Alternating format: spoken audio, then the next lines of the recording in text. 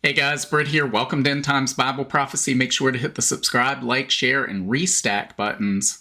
Well, today we're going to talk about the events of the past week in Syria, how it relates to Israel in the end times, specifically Isaiah 17 and the destruction of Damascus. I've seen a lot of comments on that.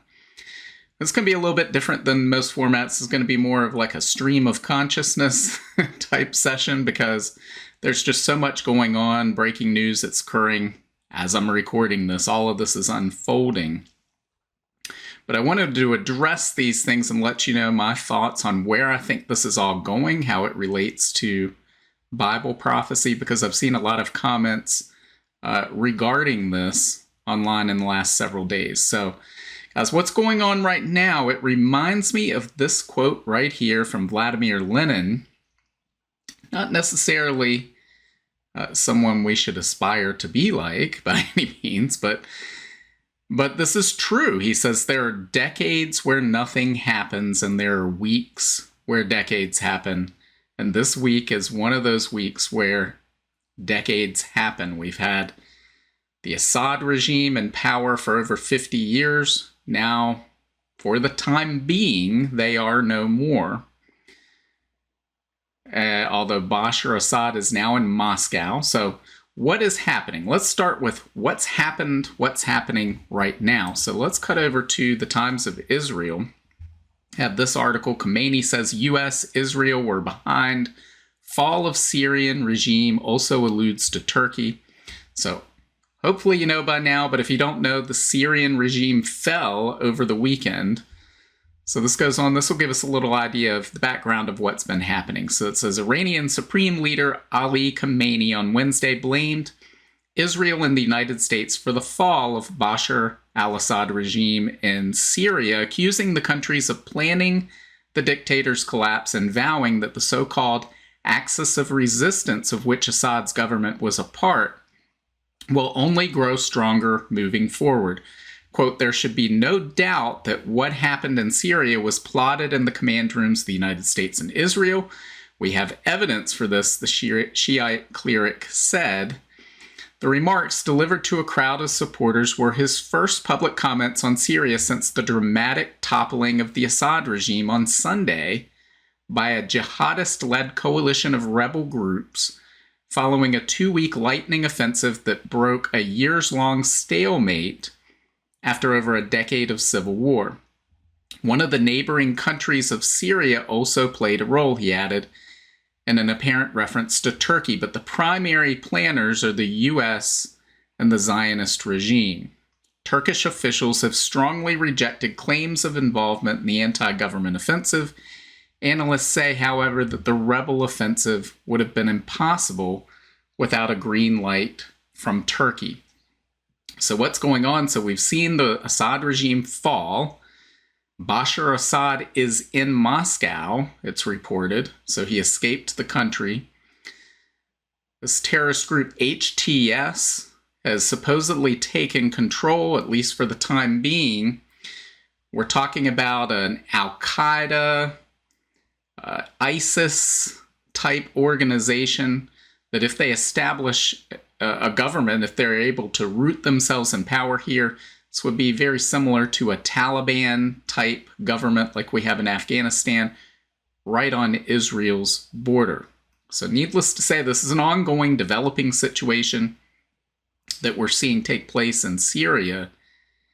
It's gonna mean chaos, disorder, and a lot of continuous fighting for really the foreseeable future in the days and months ahead. This isn't settled that one regime moved out, even though from the looks of it, there was not much of a fight put up by the Syrian government, the Assad government.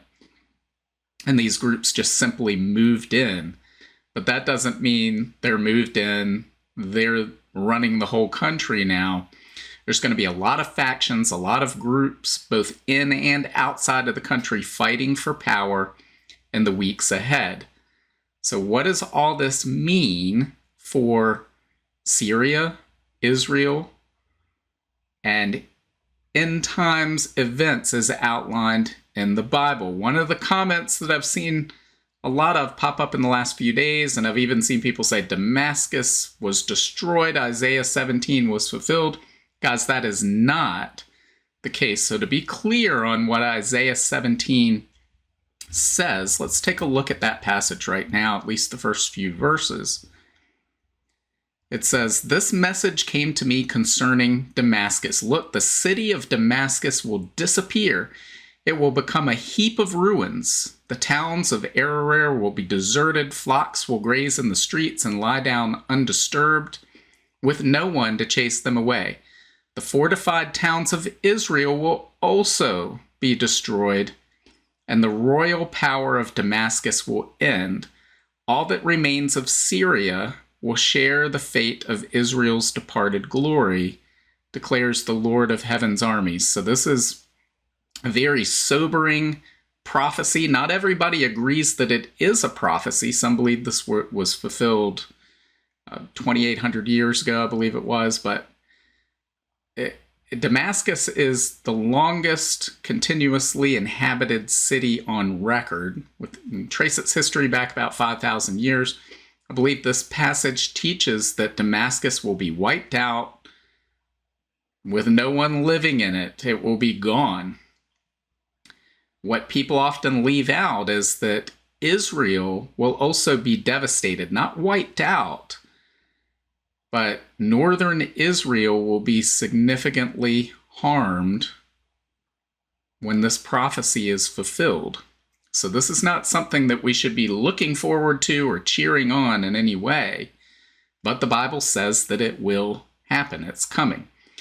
So the question is, are what we're seeing right now, is this leading up to this? I think it's clear that it has not happened. It has not been fulfilled. Is it leading up to it? Well, I think that for the moment, meaning the next several days or weeks, probably, couple of weeks, more weeks, an indeterminate short-term time frame, it makes it less likely that we see the fulfillment of this prophecy in the short term. And the reason I say that is because prior to all of this, I think that there was a very high probability we would have seen this fulfilled from October 7th up until recent times, because of the Iranian proxies in this area harbored by the Assad regime and the threat of a weapon of mass destruction being used against Israel. Because I think that this is speculation, it's an interpretation. Certainly prophecy will be fulfilled, and it will be fulfilled however it is fulfilled.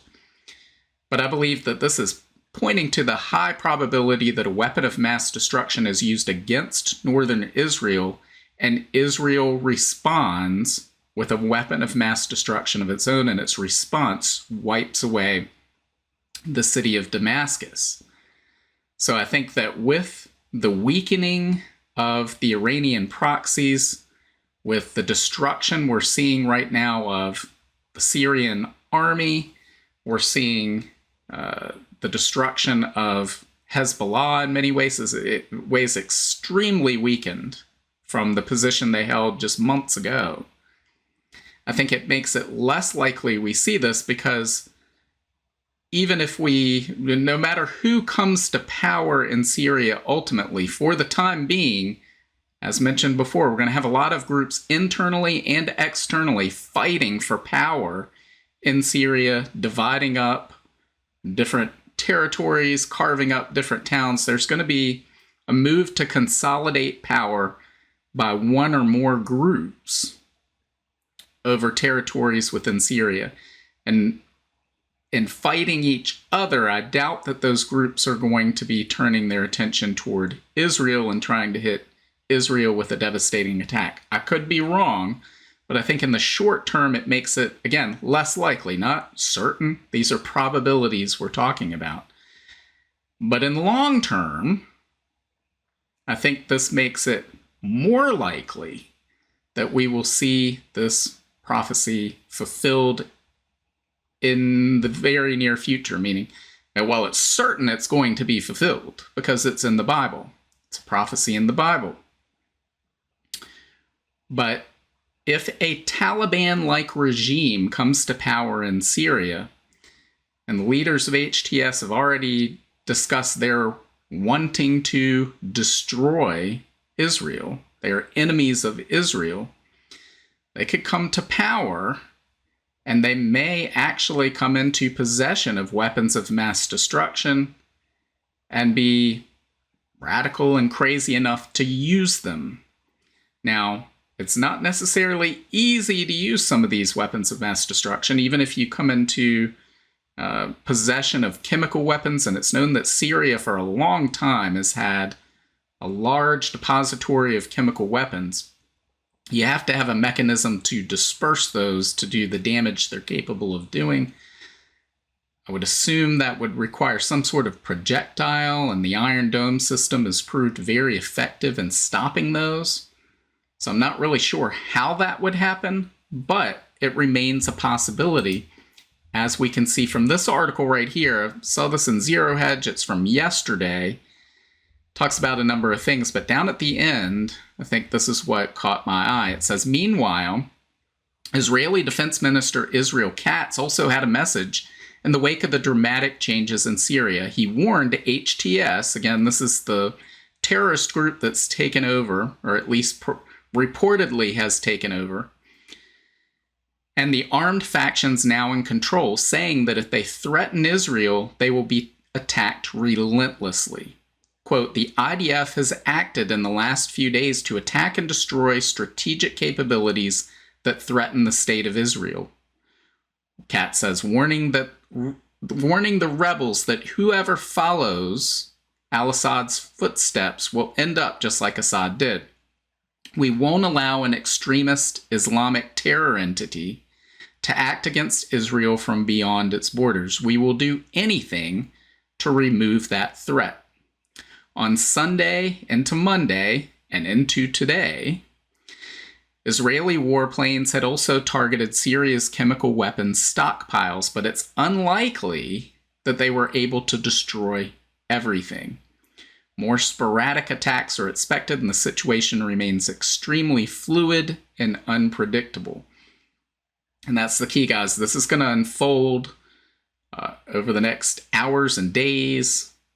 New things are going to be coming and going, but it says they're unlikely to have destroyed everything in regard to Syria's chemical weapons stockpiles, and it doesn't take much of these chemical weapons to cause a lot of devastation. Now, again, the key is, even if you've got it, you have to be able to disperse it. Not clear how that would happen. But I think in beyond the short term, meaning beyond the next couple of weeks, if this entity becomes entrenched in power in Syria, this becomes more likely, and we very well could see that chemical weapons fell into their hands.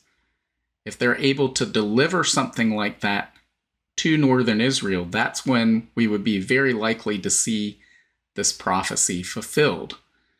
So, guys, what does this mean right now? What's next? Well, this could have huge implications, not just for the Middle East, but for prophecy, meaning we've seen the Syrian government fall. We're seeing its military destroyed. Therefore, from a conventional military standpoint, they pose no threat to Israel at this point, because Israel has been bombing those planes and tanks and whatever else in the past few days. And you could argue Hezbollah was the real military force in power there anyway, and they've been significantly weakened, if not outright destroyed at this point, by Israel. So what's next? Now we have, again, Syrian airspace is clear. And so we have a pathway for Israel to conduct airstrikes against Iran if they so choose. And I think there's a very high probability. Again, we could see that because we have Iran very weakened. Israel's made it very clear since October 7th that they are committed to eliminating the existential threats on Israel's border. And that also includes Iran as an existential threat, even though they aren't on Israel's border. So we have all of Iran's terror proxies, with the exceptions of maybe the Houthis in Yemen, but certainly Hamas and Hezbollah have been significantly weakened. They're a fraction of what they were months ago, and especially a year and a half ago. So they are not the threat that they once were. We have Iran ousted out of Syria, unable to supply Hezbollah as they have in the past, because they do not have a friendly regime in place allowing them to transport munitions and supplies and to openly conduct training within Syria's borders. So this is a significant hit to Iran, and Iran is going to be struggling to hang on to power itself. And so what can Iran do? I think they really only have two options if they're threatened by Israel, if the regime is threatened. That is, try to build a nuclear weapon as quickly as they can and announce that they're going to try to use that, although we've seen their delivery systems aren't as good as they had claimed they were. Certainly the Iron Dome isn't able to get everything, but they're not going to have thousands of nuclear warheads to launch at Israel and hope that a few get through. So again, the problem becomes this delivery system. How would they get this weapon of mass destruction there? The other option that Iran has that we've talked about in the past is the closure of the Strait of Hormuz. Again, all of this year, I thought that was highly likely. Thankfully, they did not do that. I think the time has passed. They missed their opportunity, thankfully, to do that. That would have been their best option when Israel was focused on taking out Hamas, turning its sights on Hezbollah.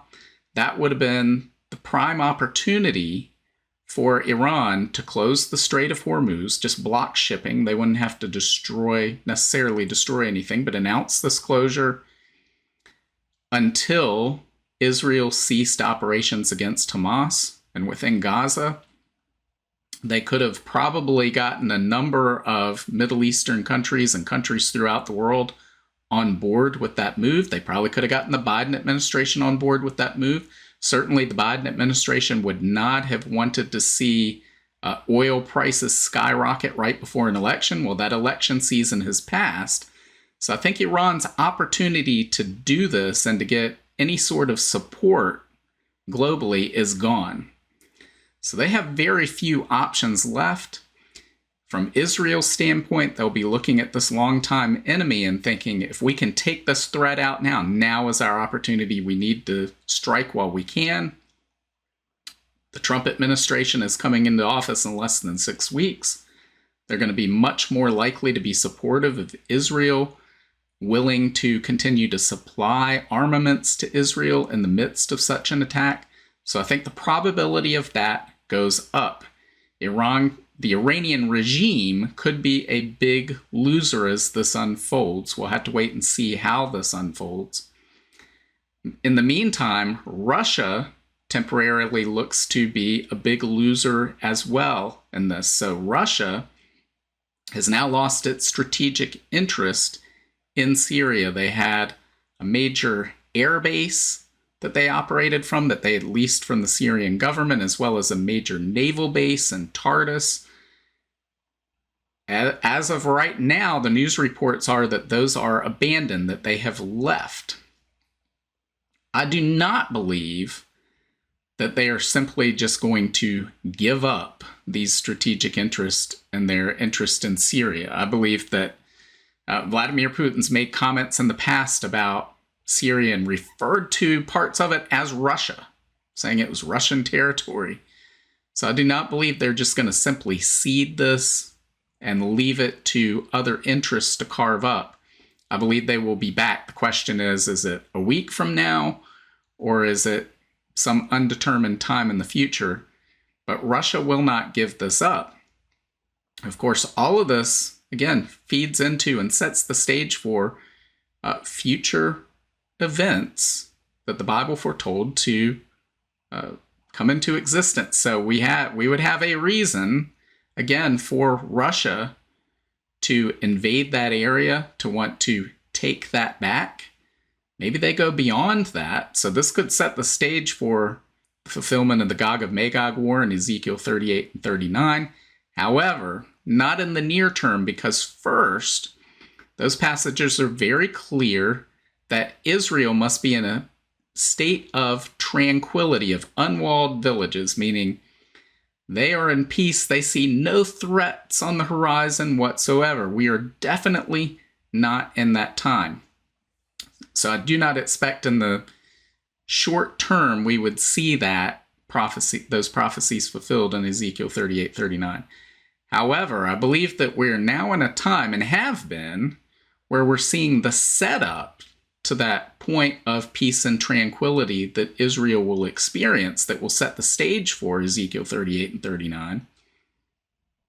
And I believe that Isaiah 17 is part of that. I don't believe that's something that happens after Ezekiel 38, 39, or right before it, because that certainly wouldn't have a state of peace and tranquility.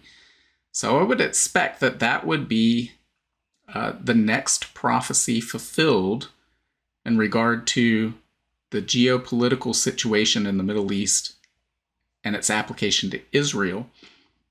Again, we see Israel committed to eliminating these existential threats, and they've been very successful in the, what are we at now, 14 months since October 7th attacks. And so they have an opportunity now to perhaps eliminate the Iranian regime, but there's a possibility that we could see an Al-Qaeda, ISIS-like force take root in Syria that could lead to this devastating attack that we read about in Isaiah 17. I think that becomes more likely in the months ahead that we see that happen. But in doing so, if in the aftermath of that, Israel has eliminated all of these threats, and there are many interests in the region and around the world that want to see that happen for various reasons. So obviously, Iran and Russia have their strategic interest in Syria, but there are also others that have a strategic interest in seeing oil and gas pipelines moving through Syria, all the way from India to the European Union. Syria is strategic in those goals. That's in opposition to the goals that Russia has and Iran has, as they're trying to establish themselves as the OPEC of natural gas. We've talked about that in the past, the deals they've signed, the infrastructure that Russia's investing in when it comes to Iran. We also see that Russia is not going to want the Iranian regime to fall, because they're also receiving drone assistance and fighting the war in Ukraine from Iran. So Iran is a key strategic ally of Russia. Russia is not going to be so quick to abandon Iran as it was Syria. And again, this is likely a strategic retreat from Syria if it's true that Russia has left the country. I believe they will be back, even if that back is a ways away in the future when we see the fulfillment of Ezekiel 38 and 39. But guys, I think that we're seeing right now the move to establish this sense of peace and tranquility that we read about in Ezekiel 38 and 39. I believe that Psalm 83 is a prophecy of this time of war and clearing this out. Not everybody agrees with that, and that's fine, but we've talked in the past about the reasons for that, and I believe that it's inextricably interlinked with Isaiah 17. When you read verses 13 in both Psalm 83 and Isaiah 17 and Psalm 83, you have a prayer by Asaph, someone who's named as a prophet in the New Testament. You have this prayer to do these things to Israel's enemies, and the very same enemies we've seen allied against Israel on its borders, saying the very same things we've heard them say in modern times. And then in Isaiah 17, verse 13, you have God saying, I am doing the things that were prayed for in Psalm 83. So I believe they're interlinked.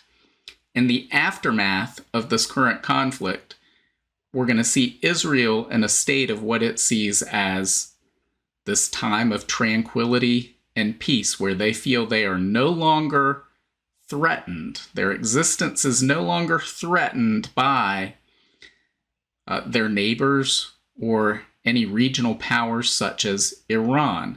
And it will set up this sense of invincibility that they have and create the sense of surprise when we see the Gog of Magog attack take place. I don't know that we'll be here or not for that. My guess is probably not. I believe that'll probably happen after the rapture. That's a whole nother video. But it could, but it's not going to happen this week, given the state of affairs that we're seeing. That's for a future time when we see all this sense of peace and tranquility that I believe we're in the process of seeing be established right now. But it may get much worse before we get to that sense of peace, because we will see fulfillment of this prophecy. Unless I'm wrong and Isaiah 17 isn't a prophecy. I don't believe that's the case. Otherwise, I wouldn't be saying that it was. But Bible prophecy has a perfect track record of fulfillment.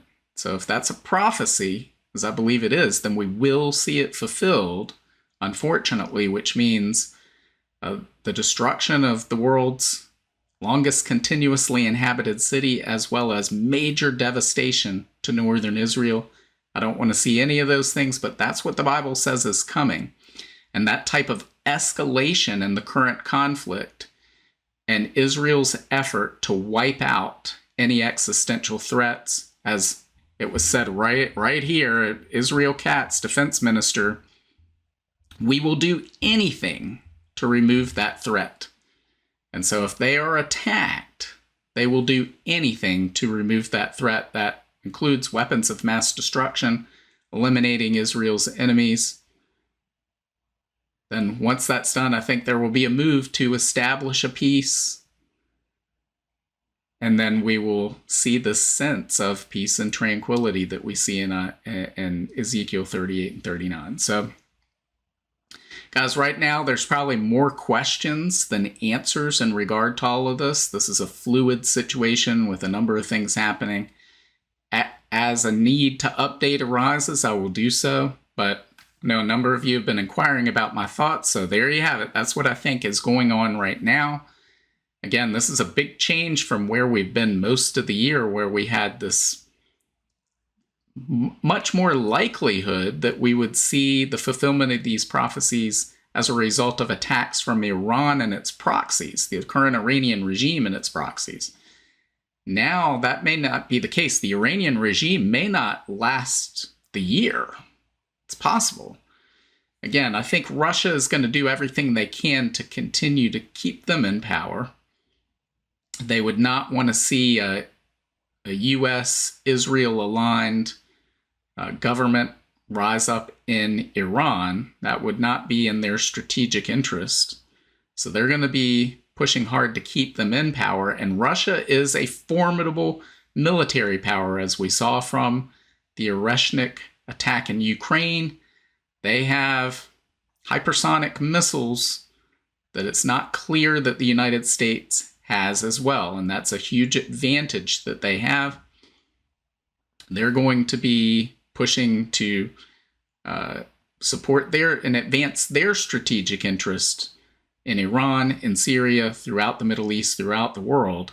So we'll see how all this unfolds. Again, it's a moving situation, so we'll keep tabs on it. But there you have it. That's what I think about the situation. What do you think? Leave your comments below. If you disagree, that's totally fine. Leave your comments below. Let me know what you think's happening. Make sure to hit the like, share, and subscribe buttons. God willing, I will see you on Friday. Bye. If you want to learn more about the end times and Bible prophecy, make sure to visit my Substack at brittgillette.substack.com. There you'll find my latest videos and articles, as well as notes, where I share the latest news headlines, the articles I'm reading, and the videos I'm watching. Subscribe for free, and each new post on Substack will be sent directly to your email. Just scroll to the bottom of the homepage and hit the subscribe button. As an added bonus, your first welcome email will include a link to a copy of my free ebook, 7 Signs of the End Times. Also, make sure to check out all of my books. Just look up Britt Gillette on Amazon, Barnes & Noble, Apple iBooks, Google Books, Kobo, or anywhere books are sold. Thanks for watching today, and until next time, keep your eyes fixed on Jesus, the author and perfecter of our faith.